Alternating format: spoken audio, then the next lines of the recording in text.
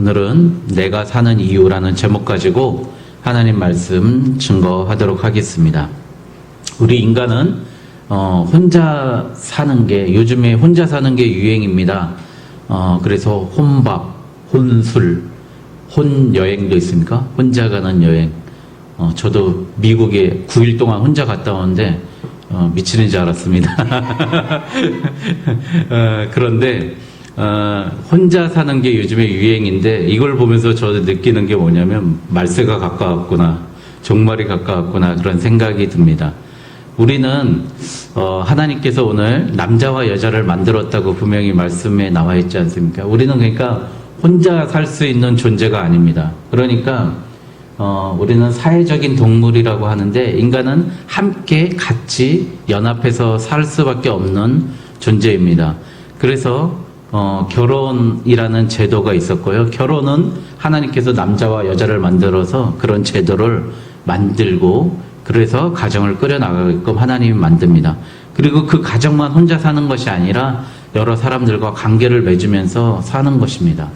그래서 교회에서 보면은 나 홀로 신앙생활하겠다, 가정에서 하겠다, 난 산에 들어가서 혼자 신앙생활하겠다 하는 것은 어떻게 보면 하나님이 지시하신 명령을 거부하는 거라고 볼 수밖에 없습니다. 우리는 사람을 만나면서 우리는 더 우리의 신앙이 강화되고 하나님을 더 가까이 갈 수 있습니다. 사람과 함께 하면서 그럴 수 있습니다. 여러분, 우리 솔직히 자기 한번 내놓고 보세요. 저 혼자 기도할 때 기도가 오래 할 수 있습니까? 같이 기도할 때 기도를 오래 할 수 있습니까? 저는 같이 기도할 때 오래 할 수 있어요. 새벽에 제단을 지킬 때 저 혼자 기도할 때는 오래 못 하는데 우리 권사님들 나오셔서 기도하시면 더 오래 할 수 있고 더 기도하고 싶어지고 같이 더 힘내서 기도하고 싶어지는 마음이 생깁니다. 그게 바로 우리 마음속에 하나님께서 같이 하고자 하는 것, 그 말씀이십니다. 그런데 오늘 말씀을 보니까 26절에 보면 하나님께서 이르시되 우리의 형상을 따라 우리를 만들었다고 합니다. 여기서 말하는 우리란 무엇일까요? 하나님이 나의 형상을 따라, 하나님의 형상을 따라라고 말씀하실 수 있는데 우리의 형상을 따라 만들었다고 합니다. 이것은 뭐냐면 성부 하나님, 성자 하나님, 성령 하나님이 서로 협의를 해가지고요 사람을 만들었다는 거예요. 그러니까 우리는 하나님이 다른 사람들은 다른 물질들은 동물, 식물들은 하나님이 이르시되 천하의 물이 한 곳으로 모이고 하나님이 이르시되 풀과 씨 맺는 채소를 만들고 그랬는데 사람 만들 때는 하나님이 이르시되 우리의 형상을 따라 우리의 모양대로 우리가 사람을 만들고 우리가 세 번이 나오잖아요. 우리가 힘써 협의해서 사람을 만들었다는 거예요. 그러니까 우리는 성부, 성자, 성령 하나님을 통해서 특별하게 만들어진 존재라는 겁니다. 그러니까 우리는 얼마나 아름다운 존재인지 모릅니다. 우리는 그래서 하나님의 형상대로 창조하셨고요. 또 28절에 보니까 우리에게 복을 주셨습니다. 하나님이 그들에게 복을 주시며 번성하고 정복하고 새와 땅에 움직이는 모든 생물을 다스리라고 하나님 우리를 축복해 주셨습니다. 그러니까 우리 여기서 한 가지 알 게 뭐예요? 우리가 이것들을 하나님 만드신 피조물을 우리가 우상으로 섬기면 절대 안 된다는 겁니다. 우리가 다스려야 될 존재를 우리가 그걸 우상으로 섬기면 안 된다는 거예요. 우리 집이 옛날에 도봉동에 있었는데 도봉동 버스 정류장이 도봉 2동 정류장, 그 다음이 선앙당, 그 다음에 도봉동이었어요. 우리 동네 버스 정류장 이름이 선앙당이에요. 지금 도봉역 있는 자리가. 거기에 나무가 있어서 옛날에 지금은 없지만 나무가 있어서 거기에 묻고 돌 던지고 절하고 그 나무에게 그 천 같은 거 묻고 그랬던 것이 선앙당이에요. 하나님께서 얼마나 이걸 보면서 너희들이 다스려야 될 그곳에 너희들이 그 다스려야 될 곳에 너희들이 도리어 그곳에 노예가 돼가지고 그것에 절하는 것이 얼마나 나쁜 거냐 이렇게 말씀할 수 있습니다. 29절에 보면 하나님이 이르시되 내가 온전히 씨 맺는 채소와 가진 열매 맺는 모든 나무를 너희에게 주노니 너희의 먹을거리가 되리라. 여러분, 그래서 하나님께서는 우리가 처음에는요 초식을 했어요. 풀을 먹고 살았거든요. 우리가 그랬는데 언제부터 고기를 먹게 되었을까요? 노아의 홍수가 있고 나서부터요. 홍수 심판이 있고 나서부터 그때부터 너희들 고기를 먹는 걸 허락했습니다. 9장에 보면 창세기 9장에 이제 나중에 한 3주 후에 배울 텐데요. 그렇게 됐습니다. 그래서 먹되 구워서 먹으라고. 그래서 피채 먹지 말라고 했습니다. 그때부터 이제 먹었는데 여러분 우리 근데 육회 많이 드시잖아요. 그렇죠? 지금 이제 은혜의 시대니까 우리 많이 먹는데 원래 피채 먹지 말라고 하나님께서는 우리에게 말씀하셨습니다. 그러니까 제일 처음에 우리가 채식을 했다는 겁니다. 그래서 우리 이제 창조되었을 때 이런 얘기를 많이 해요. 그래서 백화점을 부부가 이렇게 쇼핑하고 가면은 저는 빨리 사 가자 그러잖아요. 근데 여자들은 어떻게 해요? 이것도 골라보고 저것도 골라보고 이렇게 만져보고 골라보고 만져보고 골라보고 하는 이유가 뭐죠?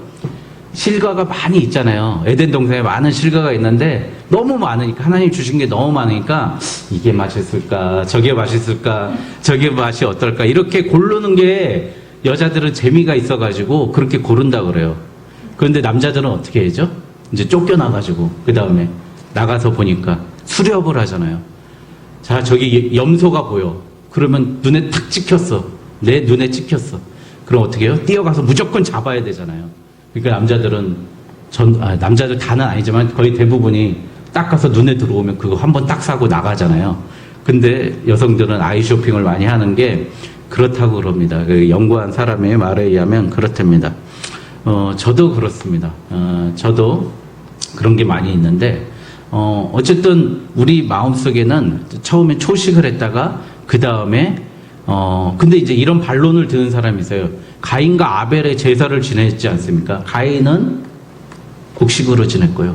아벨은 양으로 지냈잖아요. 그러면 양을 죽였으면 가인과 아벨 때부터 고기 먹은 거 아니에요?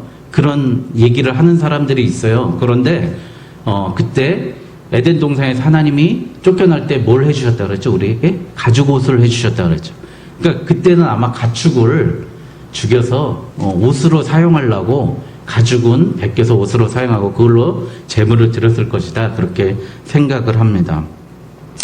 그래서 우리는 하나님 앞에 나무, 짐승, 돌, 명예, 물질, 탐심 이런 것을 섬긴다는 건 내 자신을 스스로 피조물보다 더 못한 존재로 낮추는 거기 때문에 하나님께서는 가장 큰 제약입니다. 그래서 10계명 1, 2, 3계명이 나올 수밖에 없습니다. 여러분, 우리가 처음에 생겼을 때 우리의 모습은 하나님의 형상을 닮았기 때문에 하나님의 형상을 닮았다는 건 하나님의 모습을 닮았다는 겁니다. 그래서 우리는 영적인 존재가 되었다는 겁니다. 여러분들, 그래서 그것을 우리는 우리의 영, 여러분 그 사람을 안다라고 할 때 그 외모만 아는 것이 아니라 그 사람의 됨됨이, 성격, 내면, 정신세계 그 모든 것을 볼 수 있다는 것, 그게 바로 하나님의 형상을 닮았다는 것입니다. 그래서 인격은 우리 눈에 보이지 않기 때문에 보이지 않는 그 영성을 닮았다는 겁니다. 그래서 우리 인간은 이분설을 적용합니다. 우리는 육체와 영혼이 있다는 겁니다. 그러나 동물은 육체와 육체를 이끌어가는 본능밖에 없기 때문에 그 본능에 이끌려서 사는데 우리는 육체와 영혼이 있고요. 그 영혼 안에는 도덕이라는 게 있는데 완벽한 도덕을 하나님께서 우리에게 도덕과 양심을 주셨고요. 최초에 우리를 만들었을 때 우리를 죽게 만들었을까요? 영원히 살게 만드셨을까요? 영원히 우리를 살게 만드셨습니다.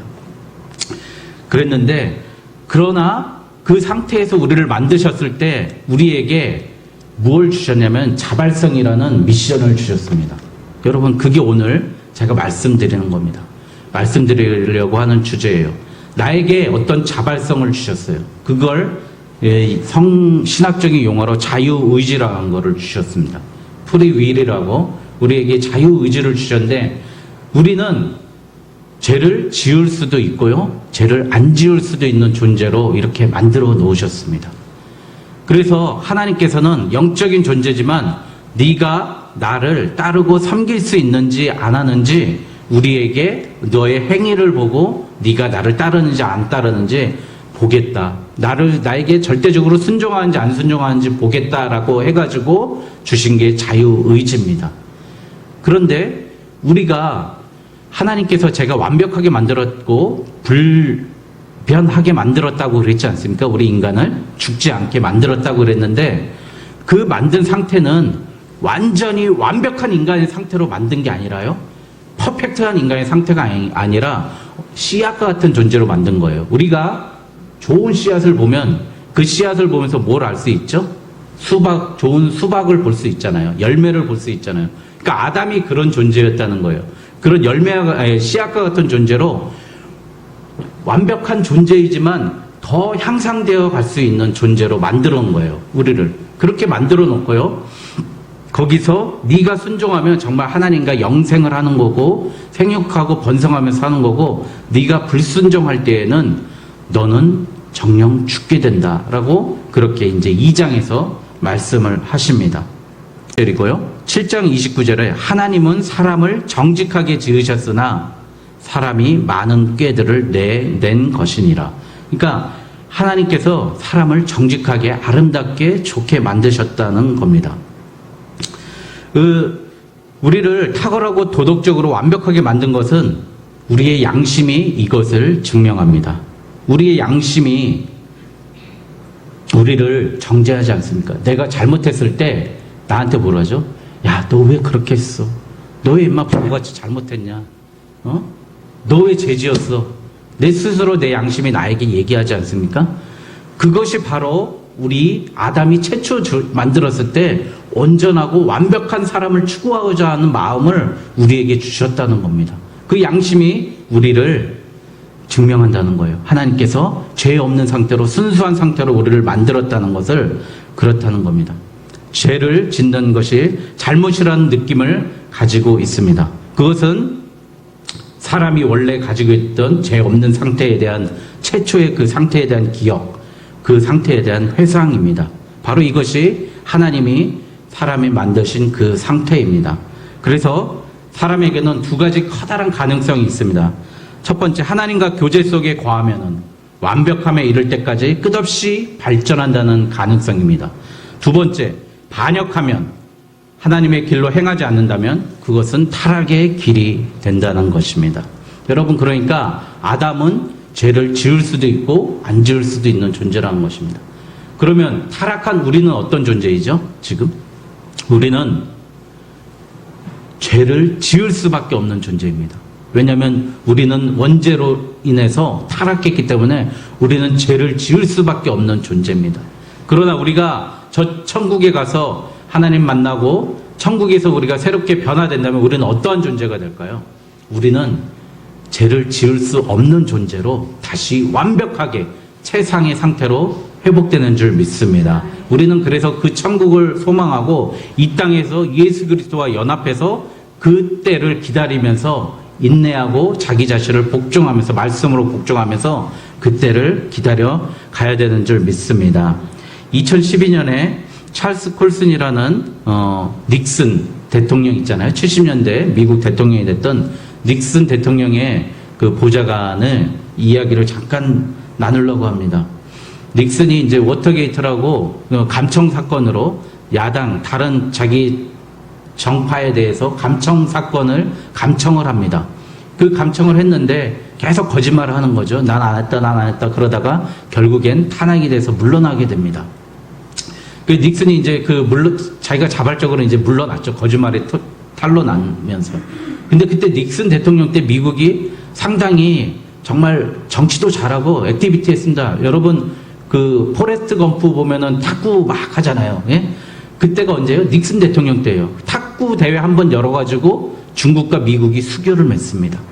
그리고 베트남 전쟁, 그 지긋지긋한 베트남 전쟁을 미국이 창피하지만 딱 끝내냄으로써 그것도 없애냅니다. 그것도 마무리를 해버립니다. 그러니까 여러 가지 평화협정을 맺고 이렇게 많은 일을 했습니다. 그런데 그렇게 적극적으로 했지만 그가 잘못했던 그 감청, 도청 사건을 통해서 그가 권좌에 물러갑니다. 근데 그 찰스 콜슨이라는 이 사람이 그의 주동자가 돼가지고요. 도청했던 사건의 주동자가 돼. 그래서 그는 교도소에 들어가서 예수 그리스도를 만납니다. 예수님을 만나서 정말 내가 정말 열심히 해야 되겠다. 예수님을 위해서 살아야 되겠다. 그래서 가장 먼저 했던 일이 죄수들의 하기 싫어하는 빨래를 대신해 줍니다. 사람들은 그 사람을 의심합니다. 근데 그는 자신의 책에서 평생 집에서 손가락 하나 까딱이지 않았던 내가 저들을 사랑하면서 인생의 진정한 행복을 발견했다고 고백합니다. 여러분, 그가 1993년 종교계 노벨상이라는 템플턴상, 우리 영락교회 한경진 목사님이 수상했던 지금 있는 모든 상 중에서 상금이 가장 비싸다는 그 템플턴 상을 받게 됩니다. 그러면서 진정한 인생의 의미를 깨닫게 됩니다. 자신이 누구인지, 어떻게 살아야 되는지. 사람들은 학력, 재력, 직장, 부모님, 자식을 가지고 상대방하고 비교하며 우위를 점하기 위해서 우리는 달려갑니다. 우리 그리스도인들도 그런 세상이 보는 상대주의의 계물에 따라서 우리도 만족을 모르고 살아갑니다. 그러나 하나님은 우리 인간을 그런 상대주의적인 계물로 보라고 하지 않습니다. 어떤 모든 사람도 하나님의 형상으로 만든 고귀한 존재이기 때문에 우리는 누굴 만나도 진정한 그 사람을 용서하고 사랑할 수 있어야 되는 줄 믿습니다. 여러분, 목이지 않습니까? 얼마 전으로는 성경 다음으로 제일 많이 팔릴 책 같습니다. 그 릭 워렌 목사님이 20대 때 이렇게 젊은 목사님으로 이제 부임해가지고 성도들을 섬기는데, 그렇게 부흥하게 된 원인에 대해서 연구하고 그랬는데, 성도들이 이구동성으로 릭 워렌 목사님에 대해서 이렇게 얘기했답니다. 우리 목사님은 나를 이 세상에서 가장 사랑해 주세요. 성도들이 하나같이 그 고백을 했답니다. 50대, 60대, 나이가 많던 적던 모든 성도들이 우리 20대 그 어린 목사님은 우리 성도들을 이 세상에서 가장 사랑해 주세요. 그렇게 고백했답니다. 여러분, 그 한 영혼을 사랑할 수 있었기 때문에 그 놀라운 부흥과 능력이 일어났습니다. 릭 워렌 목사님은 순간순간 가끔 가다가 그 백에서 서 있는 그런 공포증, 그런 정신병이 있어요. 우울증 같은, 그러니까 무대 공포증 같은 것이 있습니다. 그래서 훅 쓰러지고 가끔 설교하다 훅 쓰러지는 목사님이에요. 그래서 항상 그 앞에 대기하고 있답니다. 목사님 언제 쓰러질지 모르. 그러니까 자기가 그런 공포감을 느끼는 그런 병이 있어서 평생 그 병을 지금도 안고 살아요. 그런데 그 마음속에 그 어려운 질병이 있더라도 그는 그렇게 성도들을 사랑하는 목사님이었습니다. 저는 새벽에 영어 공부를 한다고 아침에 나오는 신문 기사를 해석해주는 EBS에서 하는 걸 어느 날 딱 듣는데요. 한 7년 전이었나요? EBS에서 영자 신문 보기, 그거를 이제 듣고 있는데 갑자기 미국에서 나온 기사가 있는데요. 릭 워렌 목사님 아들이 자살을 한 거예요. 그러니까 얼마나 충격이었겠습니까? 미국에서 가장 크고 훌륭하다고 존경받는 목사님 아들이 자살을 한 거예요. 그는 아무 말도 않고 아들이 하나님 곁으로 갔습니다 라고만 얘기하고, 그가 사람들한테 고백해, 난 더 이상 세상에 가질 것 내가 지금 현재 유지한 것 이상은 더 이상 갖지 않겠습니다. 많이 가졌다면 난 다른 사람들에게 다 나눠주겠습니다. 더 나누겠습니다. 그러고 자기의 사역을 그 일이 있다 할지라도 꾸준히 해 나갔습니다. 그런데 그 저변에는 그분은 영혼을 사랑하는 마음이 얼마나 멋진지 모릅니다.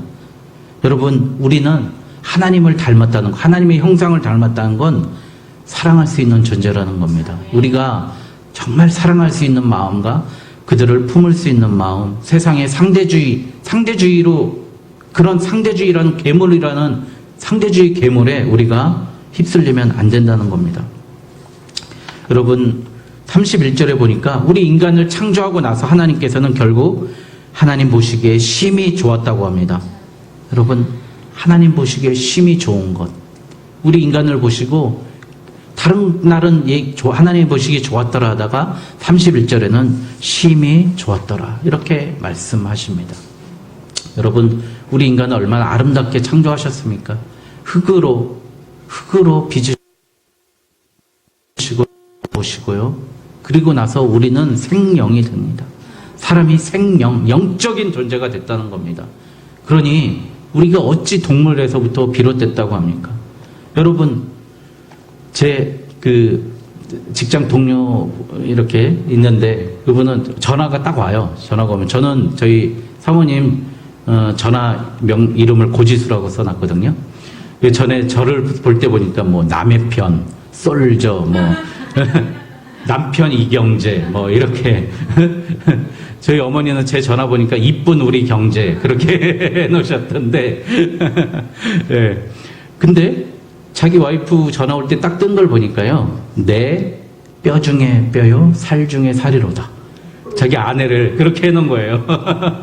멋지죠. 아, 정말 신앙생활 잘하는 저희 동료인데, 여러분, 남자가 잠들어 있을 때 혼자 있는 게 안 좋아서 남자의 갈비뼈를 빼서 여자를 이렇게 만들어줬습니다.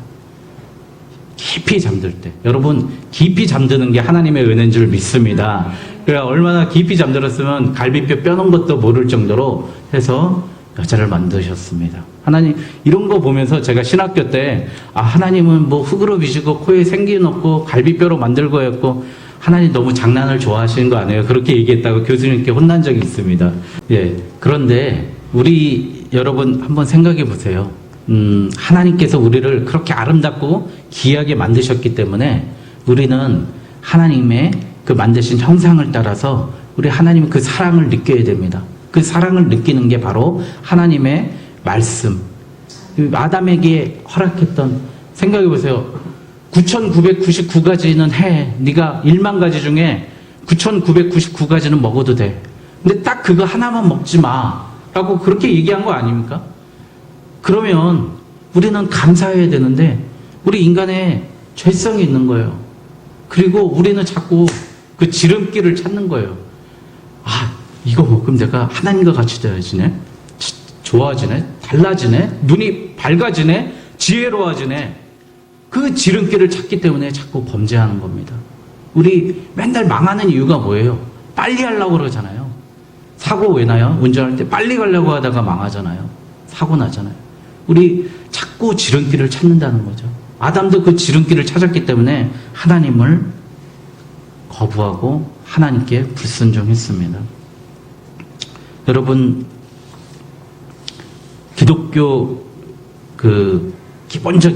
기독교에서 가장 기본되는 교리가 웨스트민스터 소요리 문답입니다. 여기서 여러분, 인간이 사는 목적은 무엇입니까? 라고 질문할 때 인간의 제일 되는 목적은 하나님을 영화롭게 하며 영원토록 그를 즐거워하는 것입니다. 라고 합니다. 여러분, 우리가 하나님을 기뻐하며 즐거워하며 그렇게 살아가는 저와 여러분 되시길 바랍니다. 그리고 여러분, 제가 요즘에 느끼는 건 뭐냐면, 하나님 만나면서 더 기쁘고 더 즐거운 건 뭐냐면, 하나님을 열심히 섬기고 하나님을 열심히 더 믿은 그 믿음의 결과가 무엇이냐면 나의 삶의 평안입니다. 나의 삶의 기쁨이고요, 나의 삶의 부요함입니다. 우리 하나님 믿음으로써 내 삶이 더 부요해지는 줄 믿습니다. 여러분 꼭 믿으시기 바랍니다. 하나님 믿음으로써, 하나님 열심히 섬김으로써 하나님 앞에 우리가 더 바르게 선 것도 그런 게 유익이 있지만 내 삶이 부유해지고요, 풍요로워지고 내 가정에 행복이 더 넘칩니다. 그것을 위해서 우리에게 복을 주시라고 하나님은 우리를 섬기려고 합니다. 내가 사는 이유 무엇일까요?